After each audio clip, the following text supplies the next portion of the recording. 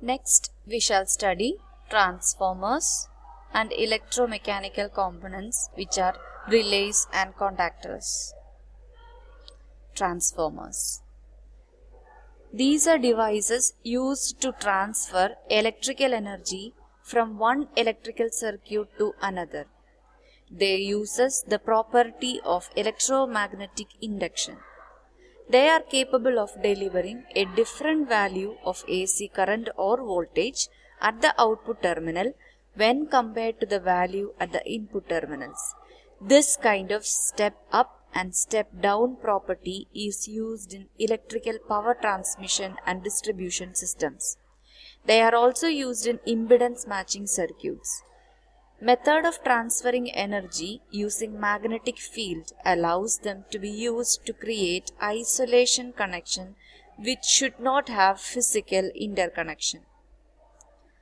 A simple transformer consists of a soft iron or silicon steel core and two windings placed on it. The windings are insulated from both the core and each other. Core is made up of thin soft iron or silicon steel laminations to provide path for magnetic flux. Windings connected to main supply is called primary and windings connected to the load is called secondary.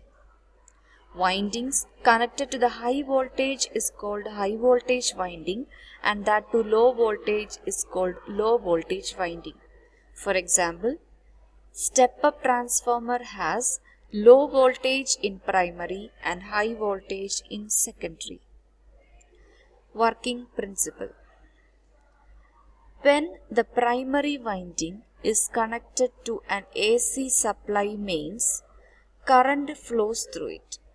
Since the winding is on an iron core, current through the winding produces an alternating magnetic flux in the core.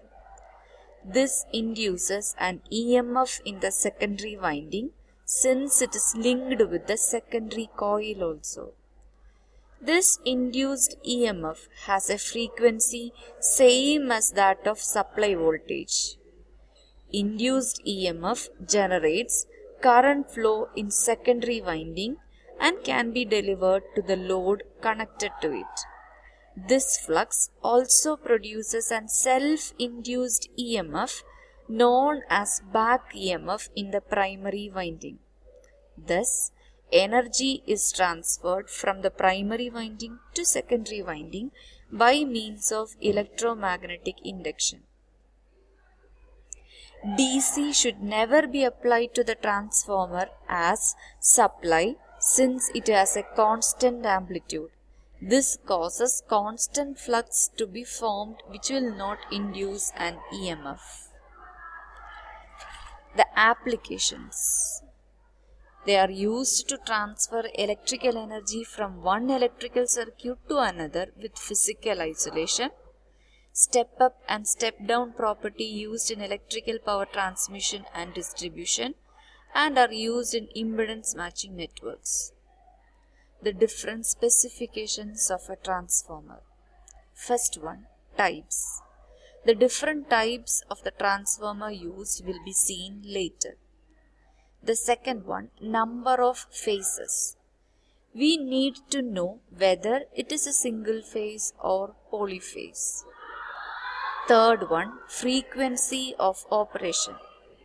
Frequency of the supply mains to be given depends on the frequency of operation needed for the transformer. Fourth one, power rating and voltage rating.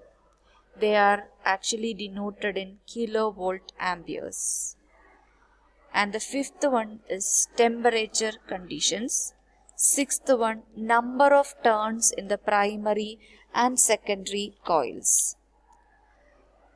Voltage rating, as told before, is the rated primary and secondary voltage of the transformer. Current rating, it is the maximum current that the transformer winding can carry.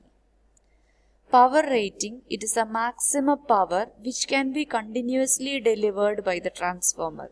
It is expressed in volt amperes.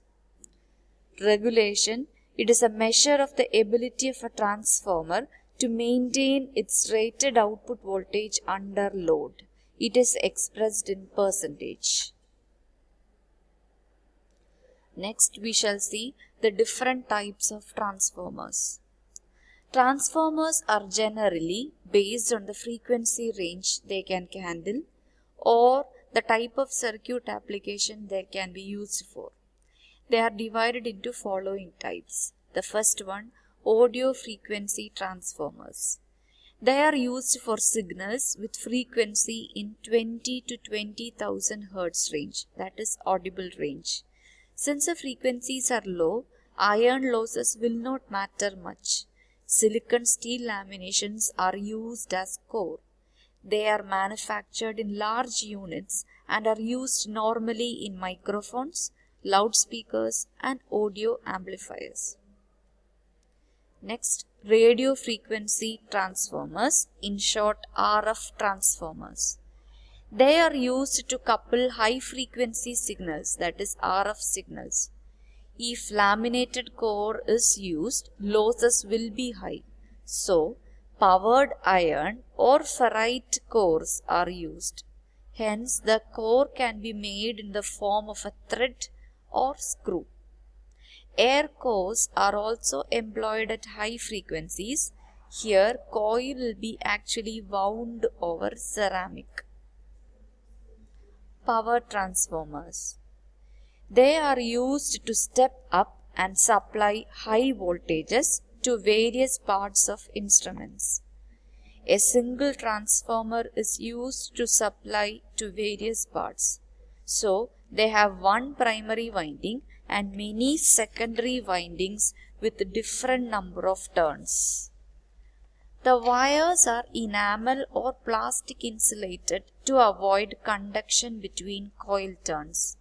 And electrostatic shielding may be also used to avoid RF and noise voltages entering through the power lines. Isolation transformers. They are used to couple parts of circuits without electrical connection in between. Turns ratio is usually 1:1 and is rated in watts to indicate the magnitude of load that can be connected safely to its secondary. They contain no common leads. Auto transformers. The difference between conventional and auto transformer is in the way the primary and secondary are interrelated. In conventional one, primary and secondary are electrically insulated but magnetically linked. But in auto transformer, the windings are electrically and magnetically linked. That is, a part of the single continuous winding is common to both the primary and secondary. This is a figure showing auto transformer. Here you can see this part of the transformer coil is common to both primary and secondary. Next, instrument transformers. Instrument transformers cannot be used for DC measurements. They are used for AC measurements in conjunction with relevant instruments. They are of two types. First one, current transformers. These are used whenever the current of an AC circuit exceeds the safe current of the measuring instrument. The measuring instrument can be ammeter, wattmeter, energy meter, etc. Primary contains lesser number of turns and is connected to load. So it contains load current to be measured. Secondary consists of more turns and the ammeter is connected across it. Secondary has a low resistance, almost short circuited, and this needs to be maintained. So, current in the secondary depends on the current in the primary. This is a figure showing current transformer. Potential transformers. These are used when AC voltage exceeds 750 volt, which cannot be handled by the instruments used, like voltmeter, which are load connected parallel to the supply. This is a figure showing potential transformer. Next, we shall go to electromechanical components, that are relays and contactors. Relays. A relay is an electrical switch used to provide an electrical connection between two or more points in a circuit in response to the application of a control signal. Relay allows a low power signal to control a large amount of power. Relays mainly include electromagnetic relays and solid state relays. In this section, we will deal with electromagnetic relays. Electromagnetic relays work by energizing a small electromagnet which causes the contacts of a switch to close, as shown in this figure. Electromagnetic relay consists of a coil wound on an iron core, iron yoke, an armature, and a set of contacts. The yoke is helpful for providing a path for the magnetic flux.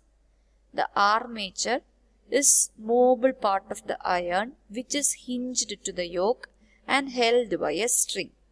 This is a figure showing the construction of an electromagnetic relay. There are three contacts, normally closed, normally open, and a movable contact. The normally closed and the normally open contacts are placed on a mounting bracket, while the movable contact is placed on the armature. When a voltage is applied at the coil input, it magnetizes the yoke. This causes the armature to move towards the yoke. As a result, the armature opens the NC contact and closes the NO contact. When the voltage is removed from the coil input, the spring returns the armature to its original position. Relay parameters. Coil voltage. The voltage that must be applied across the coil to open or close the contacts. Coil current. The amount of current that must be passed through the coil to open or close the contacts. Contact rating or contact current. The amount of current that can pass through the contact leads. Default state of the contacts. The contacts can be either opened or closed by default. The contacts of a normally open relay are opened when no current is passed through the coil. Passing current through the coil causes the contacts to close, allowing power to flow through the contact leads. The contacts of a normally closed relay are closed when no current is passed through the coil. Passing current through the coil causes the contacts to open, preventing power from flowing through the contact leads. Number of poles. The number of separate circuits that can be switched by energizing the coil. Single pole and double pole. These are the two number of poles. Next is throw. Throw describes what happens to the contacts when the coil is energized. Single throw. Energizing the coil of a single throw relay closes the contacts if it is a normally open relay. Energizing the coil of a single throw relay opens the contact if it is a normally closed relay. Double throw. Energizing the coil of a double throw relay can be either open or close the contacts depending on how it is wired. A double throw relay can be wired to either on or go off when the coil is energized. Different types of relays are shown in this figure. They are single pole single throw, second one single pole double throw, third one double pole single throw, and the fourth one double pole double throw. Thank you.